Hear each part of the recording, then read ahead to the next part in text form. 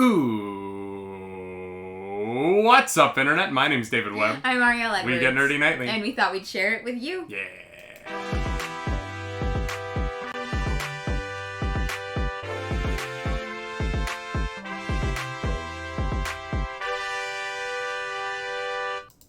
That is right. Welcome back for a Monday edition of the Nightly Morning Show here on twitch.tv/nerdynightly. If you're catching this on our YouTube channel or on our podcast feed later on, you should know that you can come watch the show live, interact with us in the chat. We do a pre-show, we do a post-show, and we'd love to see your name pop up in the chat while we do that. That is Monday through Friday, 10 a.m. Eastern, twitch.tv/nerdynightly. Good morning, Clarus. Good morning. How are you doing?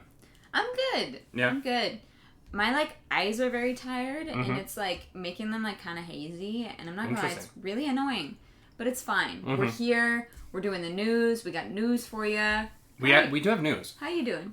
I'm alright. I think, it's interesting, we're back in a cycle of having a weekly show to catch up on, and I'm now that we've seen the first episodes of WandaVision, I'm really looking forward to Friday again. I was thinking about this morning when I woke up, I was like, oh yeah, we're another day closer to WandaVision. Yeah, I'm very excited for that.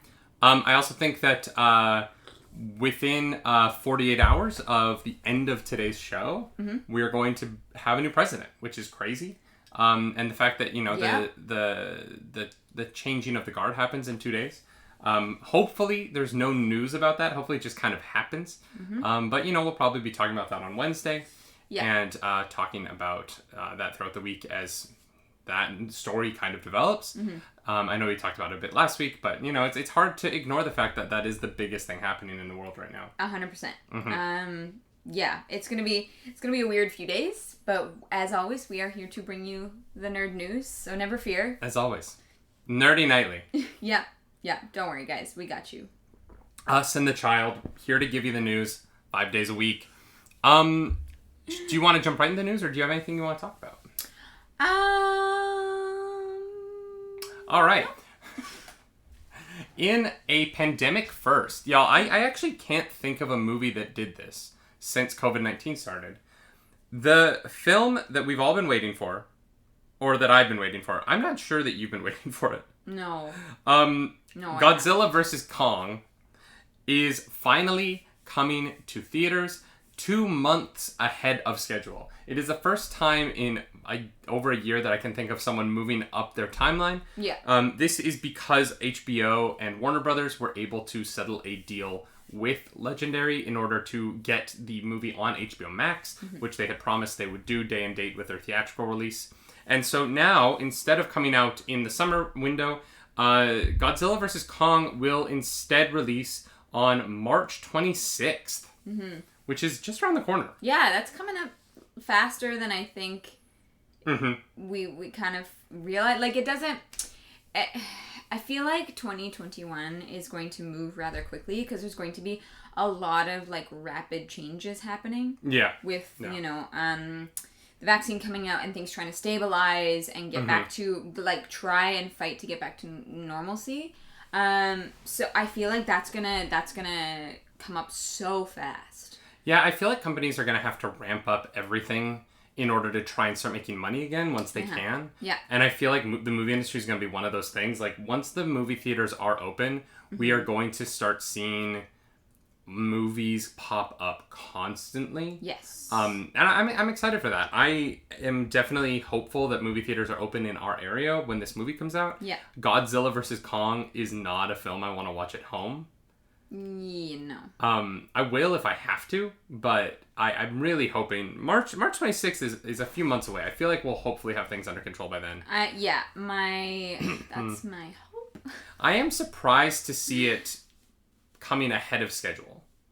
Yeah, that is interesting. I don't know why they didn't just keep the regular date.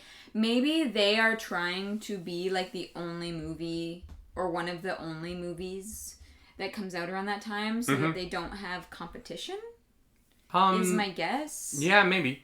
They probably are not worried about the financials. What I'm guessing is that they're happy with what happened with Wonder Woman, and they don't have another big HBO Max release planned. I think that if they had their druthers, they would be putting out a movie each month on HBO Max this year. Yeah. And as far as I'm aware, there isn't another big one that has been announced with like an official date. Yeah.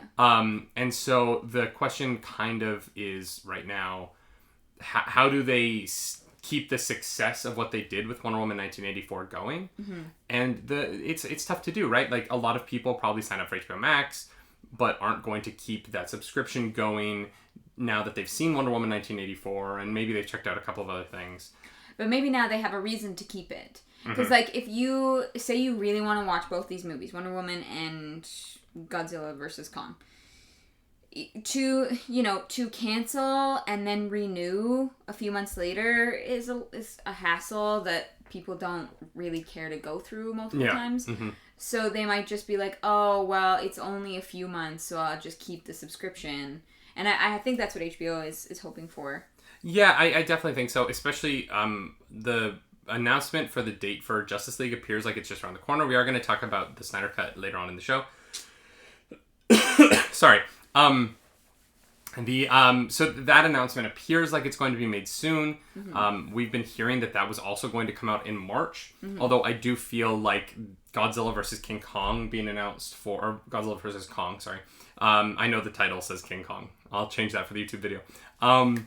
The announcement of this coming out in March makes me think that Snyder Cut won't be in March because I don't think they would want the competition of those two things going head to head. Yeah, maybe they're aiming for the Snyder Cut to come out. It's like summertime, like around this original date, and they moved this earlier. They switched because they didn't want to be competing with themselves. Yeah, they want to give people a reason to keep their subscription and to not cancel and re-sign up if they want to see movies. And spacing them out every few months is really smart. I have a feeling that we're going to get the Snyder Cut in the summer. Exactly. I think that we're going to have it really becomes a question of what are their goals as far as subscription as HBO Max? Like, what is the number that they would be happy with? Because it looks like they're sitting at like 13 million, right? Yeah. Is what we've heard. I don't know if that's, who knows if they're releasing honest numbers publicly, but we've heard that there's about 13 million subscribers to HBO Max at the moment. For comparison, Disney Plus is around 70 million right now. So you're definitely looking at, HBO Max has to be looking at that 70 million number and wondering how they can get closer to that. For comparison, again, Netflix is at, I believe, 500 million worldwide. So there really is a huge... 500 million. Yeah. Mm-hmm. But in that, you have to understand, like, Disney Plus makes Disney content. Yep. And internationally, there are fans of Disney content. But the difference is Netflix makes local content. Yes. And so, when I was in Japan and I would open my Netflix in Japan, there was a lot of specifically Japanese... television that was made for Japanese Netflix, and so Netflix in Japan is huge because they're not watching like Stranger Things. I mean, they probably are, but there are a lot of the content that they're consuming on Netflix in Japan is Netflix Japan content. There's a reality show that's like Big Brother, but there are also comedians who make fun of the people. So there's like they're like what? So they like record the Big Brother episode. And then the comedians watch it and make fun of it, and then that becomes part of the episode. Is the comedians like just making fun of the contestants? I feel like I would be really good at that. I mean, I wouldn't. They're mean. Like they're yeah. It's hilarious. Never mind. And I didn't really watch it, but someone I was on tour with got really into it. Okay. Yeah, it was funny. Interesting. Dark Patch in the chat is saying Suicide Squad is set for August 6th. Yeah, Suicide Squad hasn't moved its date, but not seen a Snyder Cut date, though. Yeah, I wonder what they're going to do with Snyder Cut. Because I have to stop calling it the Snyder TV show. Yeah, because now it's going to be, instead of 4 parts, it's just going to be a really long movie. To be fair, how many times have you sat through all of Return of the King? Oh, okay. Yes, but Return of the King didn't release as a 4-hour movie. It should have. It's the best version of that film. It is the best version of that film. But here's the thing. If the Snyder Cut is not good, then you have to sit through 4 hours of it. Whereas, if it was a normal movie length, like 2.5 hours, then if people really like it, you put out the extended edition. Like, 4 hours is a long time to sit through something that's bad. Like, if I have to sit through 4 hours of Batman v Superman, I am going to riot. You know what I mean? Like, I will lose my mind. Like, I've never thrown a controller or anything at my TV, but, like, it would not be pretty. It's amazing to me how common that is. What? People throwing their controllers. Yeah, I'm like, that's an expensive piece so of expensive. equipment. Like, what? Don't do that. I've never been so mad that I was like, I want to break my ability to play video games. Yeah. Yeah, that's definitely not something that I understand. For those of you who are wondering where this is coming from, Zack Snyder said on his Vero account. If you don't know what Vero is a social media that launched a few years ago. To be, they were trying to compete with the Facebooks and the Twitters and whatnot. And Vero seems to have survived mostly because people are on it to follow Zack Snyder talking about Justice League. Literally. That seems to be the main thrust of the entire social media platform. Yeah. Yeah. Yeah, it literally can credit any of its success to him still being there. Yeah, and it's great. Here's the thing about Vero. What Vero does really well is they allow for high quality photo uploads. And so Zack Snyder likes to use it because he posts his behind the scenes photos from his films there. Yeah. And he doesn't want to cut the resolution because he takes Zack Snyder takes these gorgeous, intimate behind the scenes photos when he makes movies. Mm-hmm. And like, I follow him on Vero because I respect Zack Snyder a lot. And there's a lot of his movies I do like. I think Man of Steel is incredible. Like, I really do. Yeah. I just, Batman v Superman is just, unfortunately, it just doesn't work. Like, it just isn't, like, cohesive. Yeah. And I'm hopeful that his Justice League will be. Mm-hmm. You know what I mean? Like, in my opinion, Zack Snyder's made one really incredible DC movie and one muddled DC movie. And so I'm not saying, like, Justice League has no chance. How dare you drag muddles into this? How dare you? But I'm not one of those people who's like, no, this movie's going to be bad. I don't believe that. I think that Zack Snyder's a very talented filmmaker. I'm so tired of the news cycle of this movie is what it is. Yeah. And like, I've been beaten into submission by the fact that I've been talking about the Snyder Cut for 5 years, I think. Yeah. Like, we've been going back and forth about this for 5 years, and I just put it out tomorrow. Just, you know what?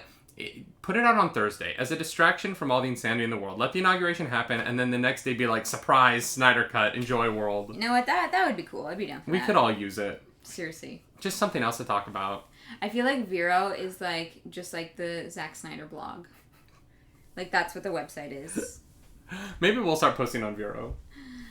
Nobody's on it. I don't know. There are some people on it. Yeah. I think originally, I think when it first came out, Vero kind of blew up in the beginning. I might be wrong about this, but I do remember a lot of like internet girls who do like OnlyFans or like nude Patreons were on it because they had like lighter censorship. That makes sense. And so I think that's kind of it like kind of blew up because of that. Mm-hmm. And then it kind of just became like Instagram, but for photographers, because you could actually upload a nice version of your photo. Yeah, because the Facebook quality for photos is trash.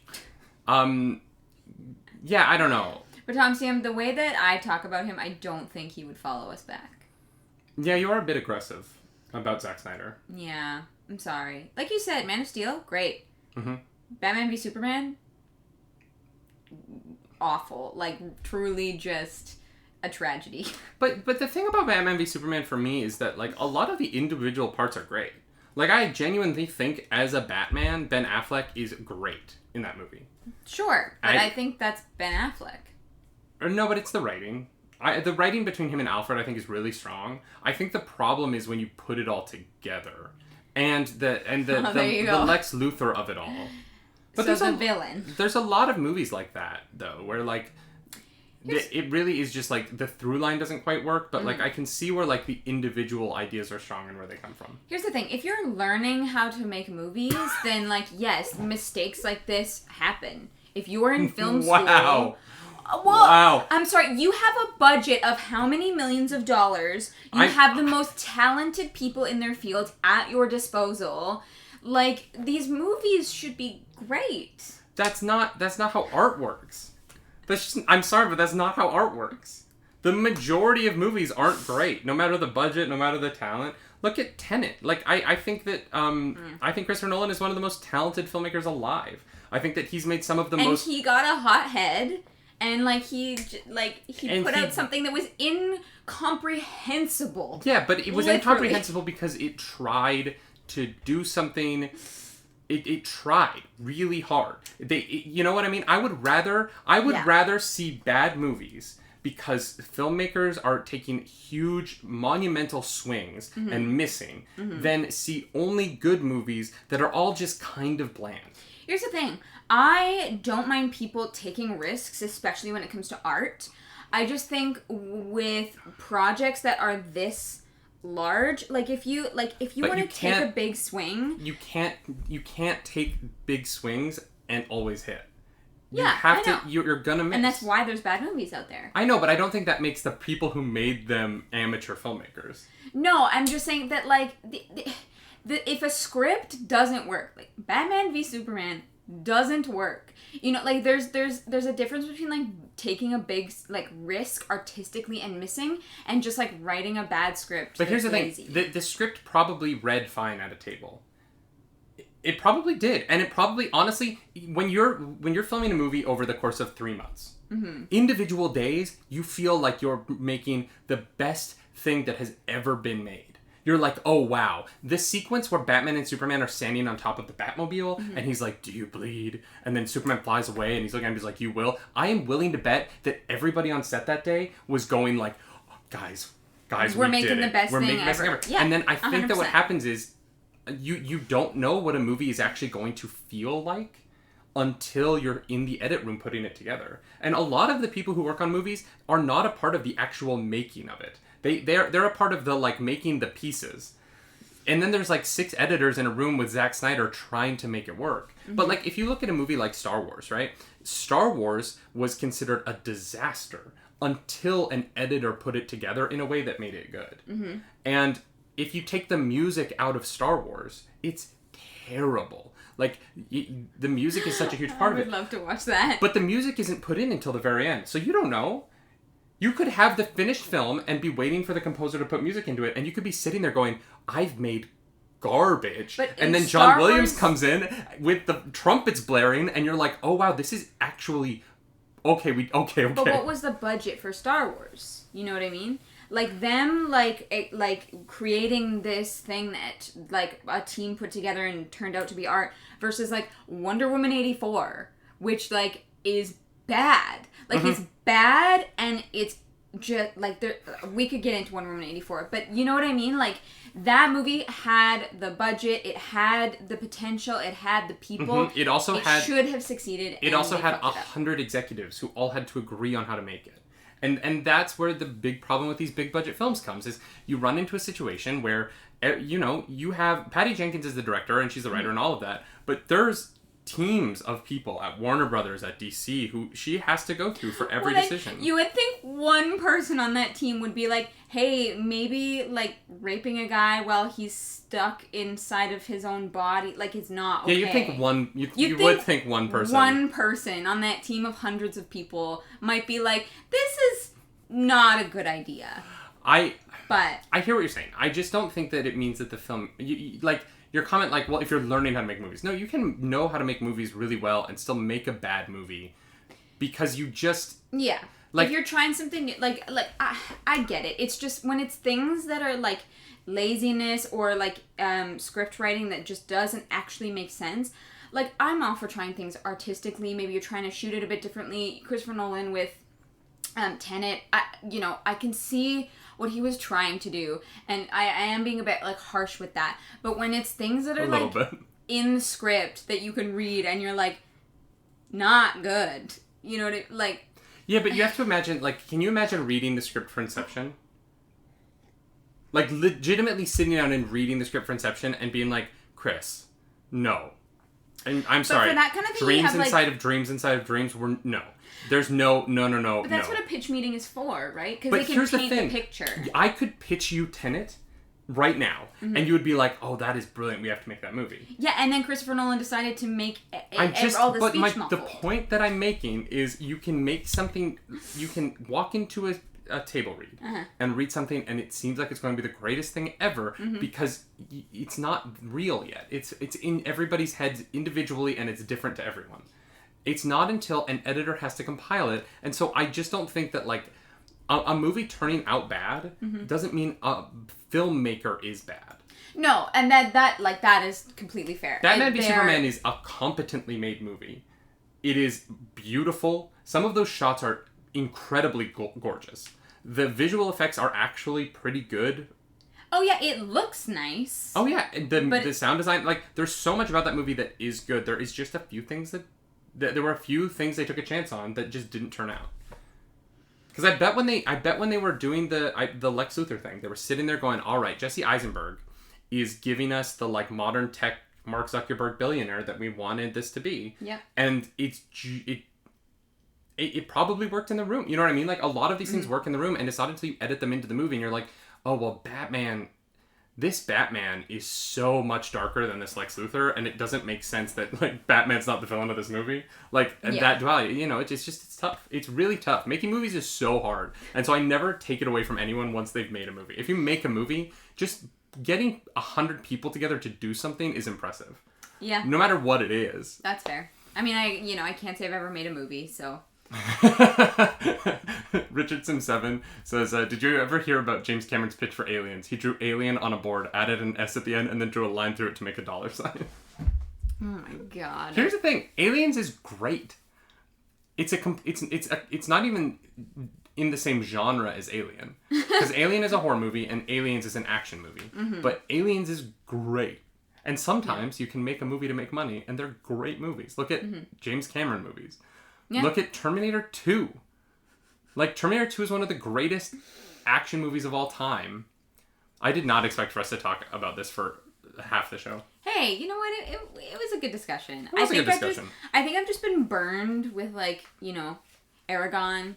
That it, like, kind of just, like, hurts my soul. You know, when people take things that I want to love and throw them in a dumpster fire. But it's fine. I'm okay. I'm fine.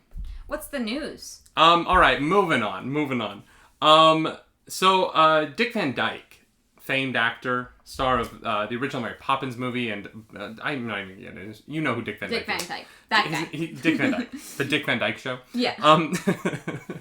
He was a consultant for WandaVision for because you know he worked on sitcoms in the past, and so he was a consultant, and apparently, according to Matt Shakman, the director of WandaVision, he didn't really know what the MCU was. He didn't know what it was? Yeah, and so he and Kevin Feige were having a conversation in front of Shakman that essentially went like, Dick Van Dyke said, I hear you guys had some great success. That's wonderful. Congratulations. What did you just put out? And Kevin Feige responded, yes, well, we just put out Avengers Endgame. And Dick responded, oh, Avengers Endgame. Oh, great. Fantastic. And Kevin said, yeah, it's actually the biggest movie of all time.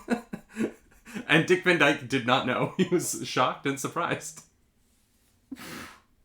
Which I think is hilarious. You know what? That is a goal of mine, to one day, you know, get to a ripe old age and just be enjoying my life so much that there's just like a huge monumental thing that completely passes me by because I'm just enjoying my own life immensely. Well, I'm gonna take it in that way. It's especially funny to me because Dick Van Dyke was working on a Disney movie during all of this. Oh, true. Because he was working on Mary Poppins Returns. Yeah. So I just love that, like, he was showing up to the Disney lot to, like, shoot the movie, and everyone was probably talking about, like, oh, we're making a lot of money right now, and Dick Van Dyke was like, just not paying attention. He's like, can I have a biscuit?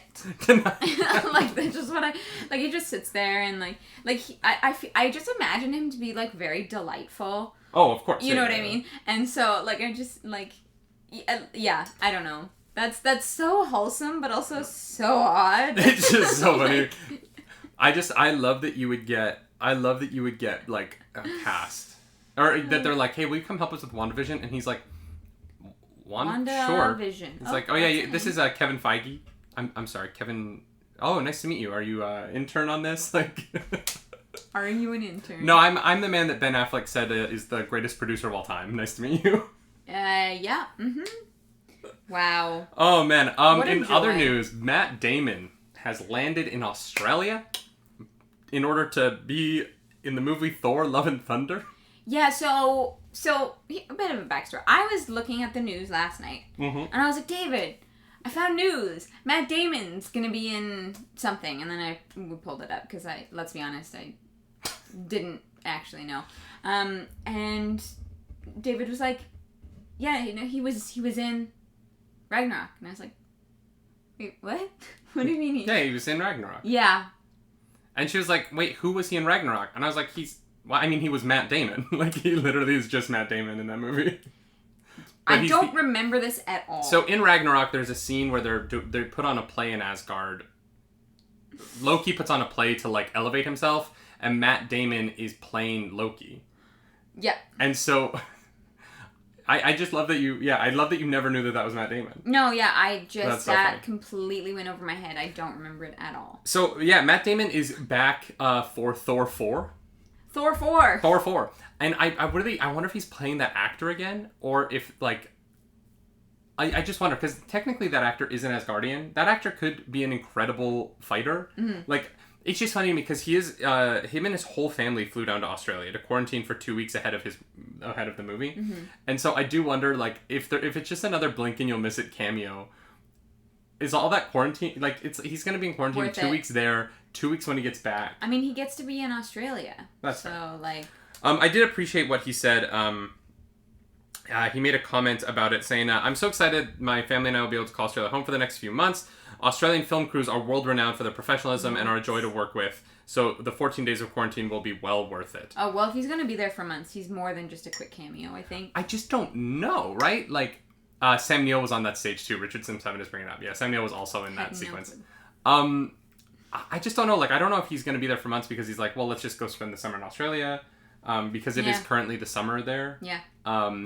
Or I would love it if Matt Damon had a bigger part in this movie. Yeah. I think it would be very funny if, like, because Loki at the end of, like, Loki is kind of, I don't know how spoilery we want to get. Ragnarok has been out for 2 years. Well, but Endgame. Endgame has been out long enough. So Loki's dead. Mm-hmm. Maybe he needs Loki for something, and so Matt Damon has to play Loki, and he, like, finds the actor who played Loki in the Loki play, and he's like, hey, I need you to pretend to be Loki for this mission. And so Matt Damon is an actor playing Loki on the mission that they're on in the movie. Wow. All right, I want it. Make it happen, please. Like, wouldn't it be hilarious if they're like, all right, we need Loki to break into this prison, so they hire the actor. And so Matt Damon is just walking in with the crew, and he's like, yes, I'm Loki. But, like, with his Boston accent. Oh my god. It's the version of this that I want. I want him to be playing Loki. I want him to be playing the actor who played Loki, and for it to be, like, the, like, linchpin of the entire movie. Yeah, I'm here for that. Right? Wouldn't that be great? 100%. Yep. Yeah. Mm-hmm. In other quarantine news, speaking of the 2-week quarantines, the UK has lifted the exemption for actors. Previously, if you were an actor working on a production filming in the United Kingdom, you were exempt from the 2-week quarantine. But with the rising coronavirus numbers there, and with the concerns in the United States and Canada, they have rescinded that exemption. And so when you fly into the UK, you will have to quarantine now. And can I just say, I'm shocked that this was allowed to happen this long. Yeah. Why was there an exemption in the first place? So that people could get to work. They were trying to get people to work. Oh my god. Yeah, it was a way to... It was so that productions could start up faster. But with the numbers rising there with this new UK variant, I'm shocked that this was allowed. to go as long as it was. Truly. Yeah. Wow. All right. And hopefully this is a change that'll keep people safe. Better late than never, I guess. But it's like the 11th hour, guys. Come on. It really is. Yeah. All right. Although it's like 11th hour on a lot of this stuff. But this will obviously change a lot of scheduling for upcoming films and TV shows. We haven't received any word yet on any specific productions that are going to be affected by this change. Mm-hmm. But personally, I'm just like, come on, like this is the right thing to do. Yeah. This is. Art is important. I am one of those people who says art is important, but as artists, I agree. With how crazy things are in the States, we have to be careful. Yeah. Yes, we do. Video game news. Oh, there's a free video game online for fans of Community. Of Community. Yeah, if you've never seen Community, there are 2 very special episodes where they have these giant paintball wars. One of them is Western themed, and the other is Star Wars themed. Mm-hmm. And the Star Wars themed one gets a little confusing, but the theme gets muddled. But it's one of the greatest episodes of television ever. And no, seriously, the paintball episodes are they're brilliant. All right. They're so good. There is now a game on Steam called 6 Seasons and a Game, which is a free paintball game set on the campus of Greendale from the community college. Mm-hmm. So if you are a fan of that game, head over to Steam and pick up your free copy of the game. They're in alpha, so it's just at the beginning of the process, and they're looking for people to play it so that they can figure it out. Hardcore Soft Popcorn says the community paintball episodes are the highlight of the entire series. Mm-hmm. They are absolutely brilliant. Yeah. And I'm definitely going to be playing this I was going to say, you better download that. Yeah, I'm excited. I love... The paintball episodes are so funny.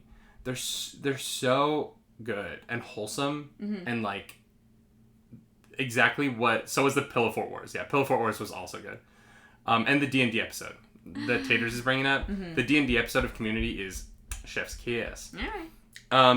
So yeah, I will definitely be picking up 6 Seasons and a Game. If you want to follow them on Twitter as they go through the process of getting this game out, it is at 6 and a game. So I'm excited for that. Okay. That's dope. Yeah. Right. I, kind of wish I knew Community a bit better now. I've only seen... I'm trying to get her into it, but it's tough. It's time.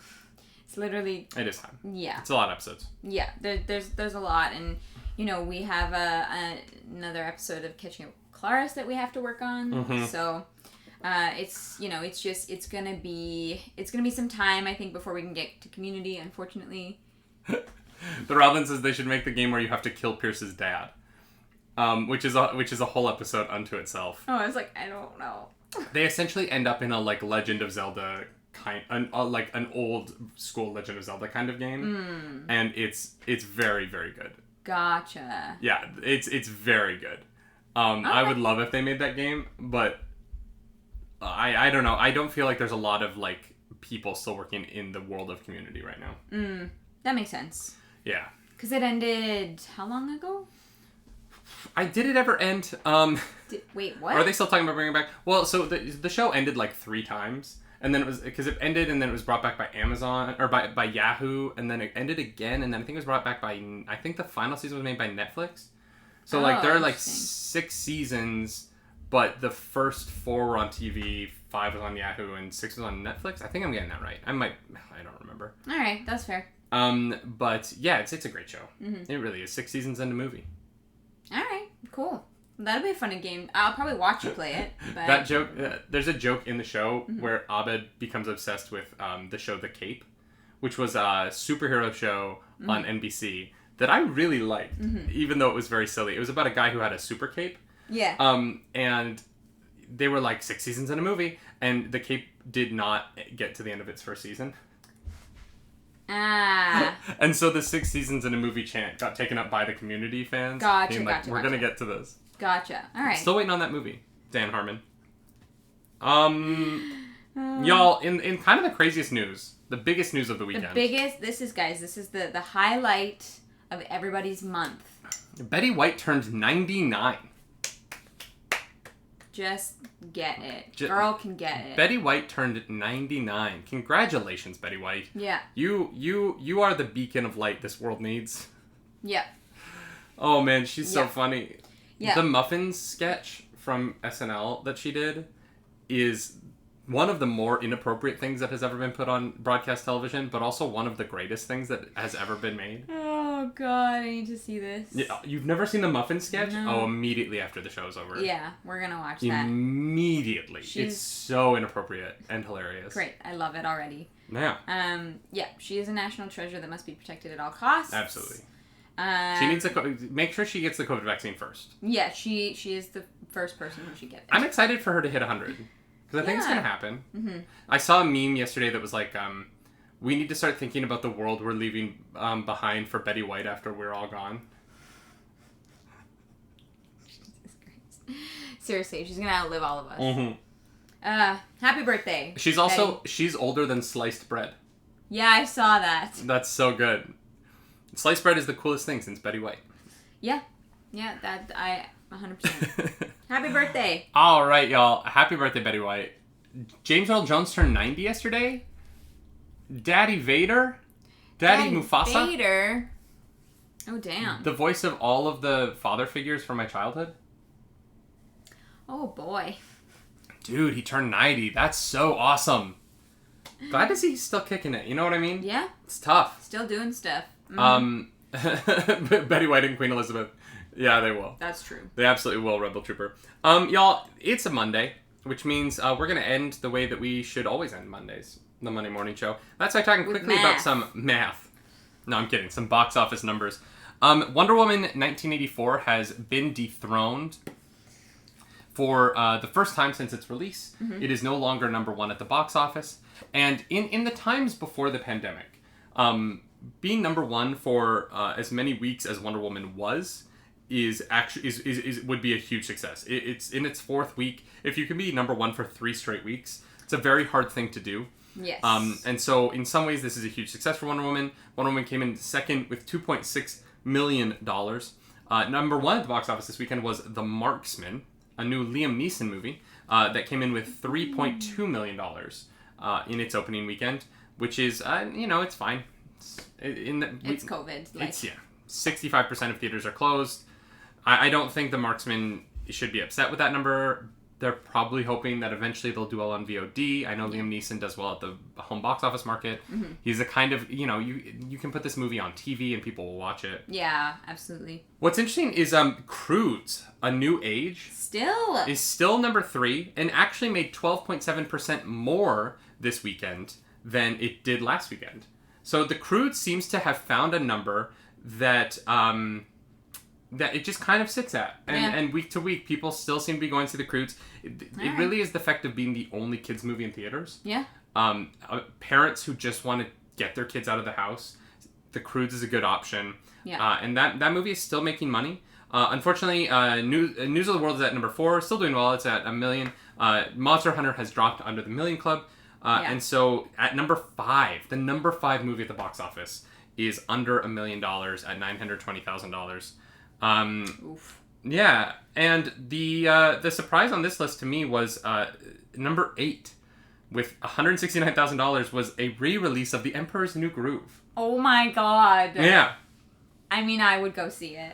100%. I would too. Emperor's New Groove is one of my favorite Disney movies. Yeah, same. It's so poison. good. Poison for Goose. I can't believe it's number 8 at the box office. I know. That makes me very happy. I have a friend. I was doing the Peter Pan over a year ago now. It's wild.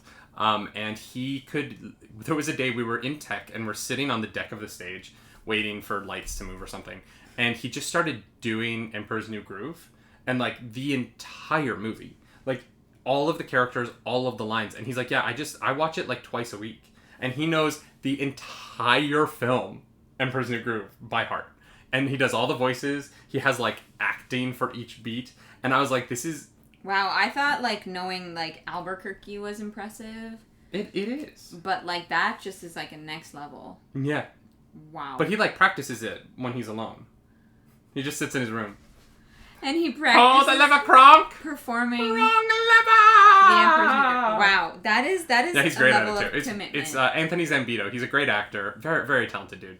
And also just, like, one of the sweetest, kindest souls in the planet. But that's incredible. Yeah, it's really fun. I love Emperor's New Groove. It's so good. I'm so happy that that's on the list. Yeah, surprising. Yeah. 2021, bring it back. Yeah. Well, I mean, like, half the movies that we've seen in theaters in the past year have been re-releases. We only saw 2. Yeah, which is half the movies we've seen in theaters. That's true. We only saw 3 movies in theaters. No, we've seen 4 movies in theaters. What? What's the 4th? We saw 1917, Tenet, and New Mutants. And then we saw Empire Strikes Back. And The Lord of the Rings. Right, yeah, so, like, that's about half. Yeah. Oh, I thought you meant we saw 4 new movies in theaters. No. I mean, like, half the movies we've seen this year are, like, old movies. Yeah, 2 out of 5. That's wild. Yeah. Yo, there were weeks in New York where I would go to 5 movies in a week. And in 2020, I saw 5 movies in a year. I'm so sorry. It is what it is. Richard Sims 7, we never saw Invisible Man, but everyone recommends it. Mm-hmm. We might have to watch that. But that's the news for today. That was a good show. Yeah. We did it. Yeah, we did it. We talked a lot about Snyder Cut. If you are watching this on YouTube, please remember that you can catch it live at twitch.tv/nerdynightly, 10 a.m. Eastern Standard Time, Monday through Friday. Mm-hmm. You also stream over there. I do stream over there, twitch.tv/nerdynightly. Y'all, this week's crazy. We're streaming Pokemon Tuesday, Red Dead Redemption Wednesday, Baking Stream Thursday at 2 p.m., Pokemon Thursday at 7 p.m. Then we're streaming Among Us on Friday at 7 p.m. Then we're back with Red Dead Redemption 2 on Sunday. Yeah. With 5 morning shows. It's a crazy week. 5 game streams and a baking stream. 11 streams this week for David. Send throat lozenges. I got you. It's gonna be good. Fisherman's friend. It's gonna be great. Yeah, we're doing a baking stream on Thursday, so if you guys have anything you want to see us bake, we actually don't have our set recipe or anything yet. So yeah, if there's anything that you're like, this would be fun, try this, let us know. And we are going to be live later today over on twitch.tv/ClarisDakaris. I'm going to be playing some Among Us with some friends. I'll be in that game as well. Good time. Yeah, you're going to be there. Off camera, being a sneaky little imposter. I'm excited. I'm very excited. It's going to be... Vent. I haven't played Among Us in a while, and the shadow command is broken. Sorry, Rebel. Scanny. Yeah, I'm excited. It's going to be like vanilla Among Us. Maybe we'll spice things up if we get bored of that one. But I don't know Among Us super well, so this is going to be something. Mm-hmm. All right, y'all. As we always say, my name's David Webb. I'm Marielle Edwards. Do something nerdy tonight. Bye. Bye-bye.